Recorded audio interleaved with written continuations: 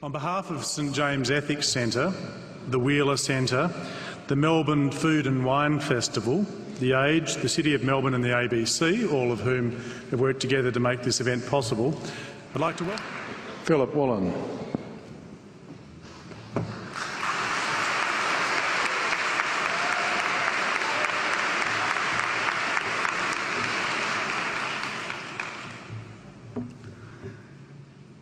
King Lear, late at night on the cliffs, asks the blind Earl of Gloucester, "How do you see the world?" And the blind man Gloucester replies, "I see it feelingly. And shouldn't we all?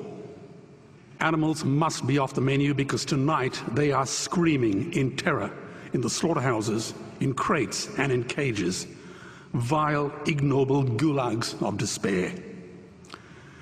You see, I heard the screams of my dying father as his body was ravaged by the cancer that killed him. And I realized I'd heard those screams before. In the slaughterhouse, their eyes stabbed out and their tendons slashed, on the cattle ships to the Middle East, and the dying mother wail as a harpoon explodes in her brain as she calls out to her calf. Their cries were the cries of my father.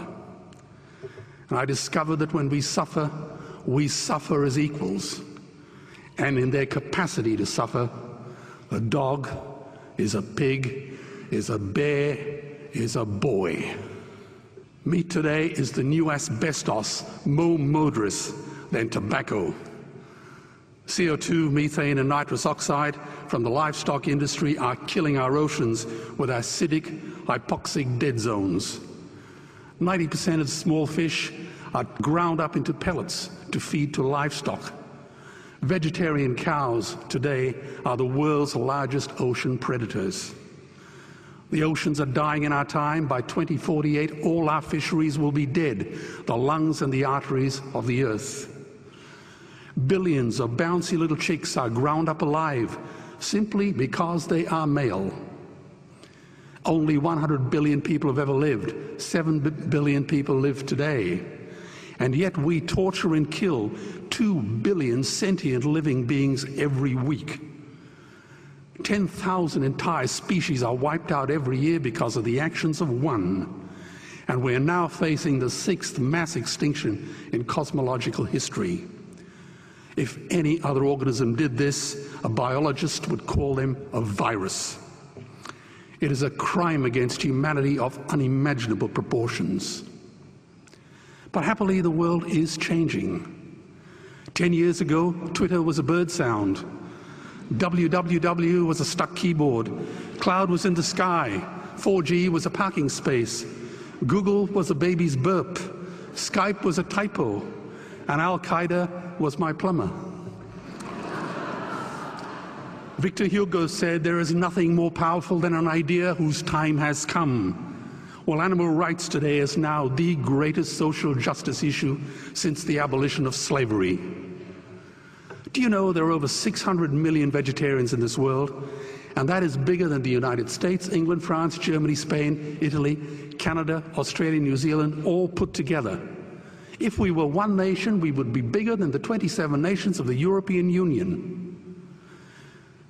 Can you believe that?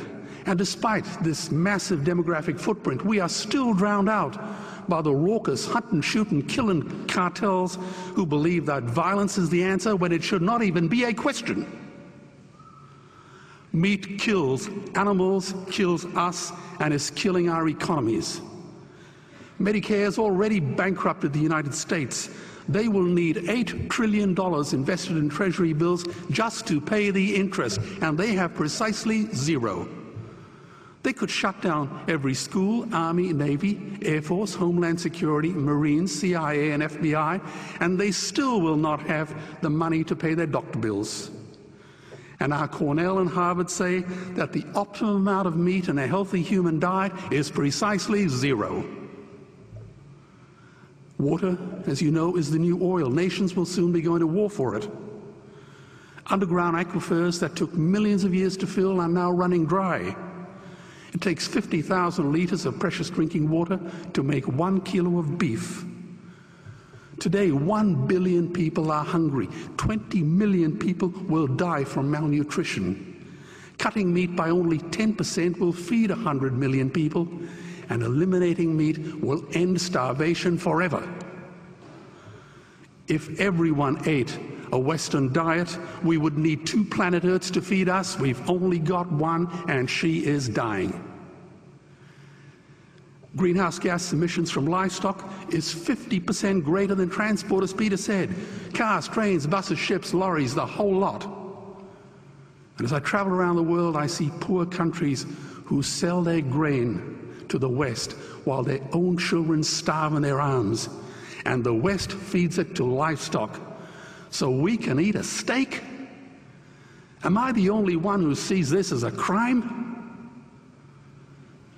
Believe me, every morsel of meat we eat is slapping the tear-stained face of a hungry child.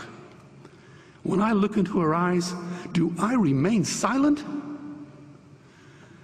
The earth can produce enough food for everyone's need, but not enough for everyone's greed. We are facing the perfect storm. If any nation had developed weapons that could wreak such havoc on the planet, we would launch a preemptive military strike and bomb it back into the Bronze Age. But it's not a rogue state, it's an industry. The good news is we don't have to bomb it. We can just stop buying it. Sir George Bush was wrong. The axis of evil does not run through Iraq, Iran, or North Korea. It runs through our dining tables.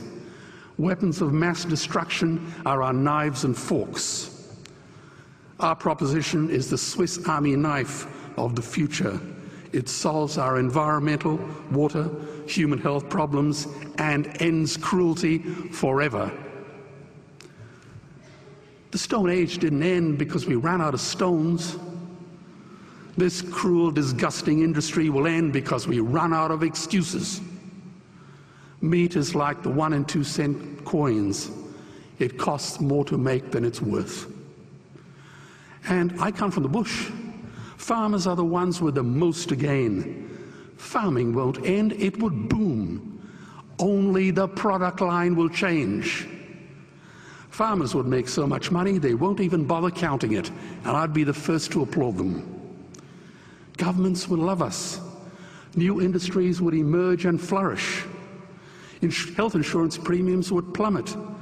Hospital waiting lists would disappear.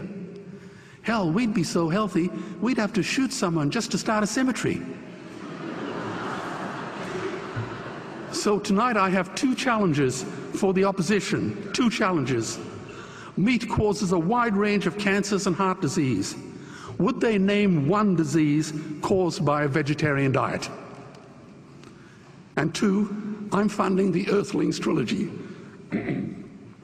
If the opposition is so sure of their ground, I challenge them to send a copy of the Earthlings DVD to all their colleagues and all their customers.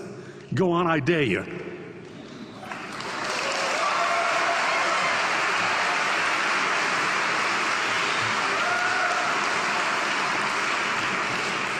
Animals are not just other species, they are other nations, and we murder them at our peril. The peace map is drawn on a menu. Peace is not just the absence of war, it is the presence of justice. Justice must be blind to race, color, religion, or species. If she's not blind, she will be a weapon of terror. And tonight, there is unimaginable terror in those ghastly Guantanamos we call factory farms or slaughterhouses. Believe me, if slaughterhouses had glass walls, we wouldn't be having this debate tonight. You see, I believe another world is possible. And on a quiet night, I can hear her breathing. Let's get animals off the menu and out of these torture chambers. Please vote tonight for those who have no voice. Thank you.